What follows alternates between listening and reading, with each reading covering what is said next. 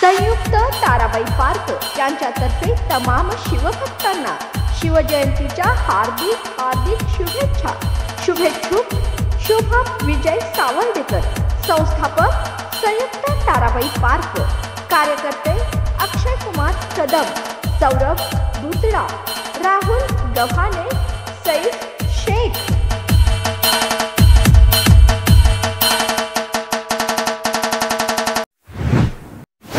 काही दिवसांपूर्वी विधानसभा अध्यक्षांनी राष्ट्रवादी पक्ष व चिन्हाबाबत निर्णय अजित पवार गटाच्या बाजूने दिला होता। या निर्णयानंतर राष्ट्रवादी काँग्रेसच्या शरद पवार गटाकडून सुप्रीम कोर्टात पक्षाचं नाव आणि चिन्हाच्या मुद्द्यावरून याचिका दाखल करण्यात आली होती। केंद्रीय निवडणूक आयोगानं राष्ट्रवादी काँग्रेस पक्षाबाबत दिलेल्या निर्णयाविरोधात शरद पवार गट सुप्रीम कोर्टात गेला होता।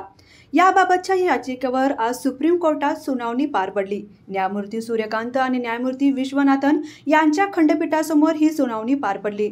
यावेळी शरद पवार गटाचे वकील अभिषेक मनु सिंघवी यांनी पहिल्यांदा युक्तिवादाला सुरुवात केली। त्यांनी कोर्टाकडे आम्हाला तात्पुरत्या पक्षाचं नाव आणि चिन्ह देण्यात येईल, ते निवडणुकीपुरता कायम देण्यात यावं अशी मागणी सिंघवी यांनी कोर्टात केली।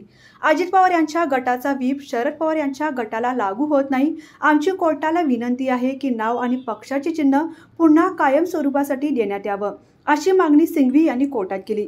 यावर सुप्रीम कोर्टानं निवडणूक आयोगाला महत्त्वाचे निर्देश दिलेत। शरद पवार गटानं चिन्ह मागितल्यानंतर त्यांना 1 आठवड्यात चिन्ह दिलं जावं असे निर्देश सुप्रीम कोर्टानं निवडणूक आयोगाला दिले आहेत। त्यामुळे लवकरच शरद पवारांना राष्ट्रवादी काँग्रेस चिन्ह व नाव पुन्हा मिळणार आहे। राज्याच्या शिक्षण क्षेत्रातील एक असामान्य व्यक्तिमत्व, शिक्षण क्षेत्रात गंगोत्री निर्माण करणारे डॉक्टर संजय डी पाटील। बहुआयामी संयमी कर्तृत्ववान doctor Sanjay D Patil. DY. Patil शिक्षण समूहाला एक वेगळा आयाम व नवी उंची देणारे डॉक्टर संजय डी पाटील यांना वाढदिवसाच्या हार्दिक शुभेच्छा।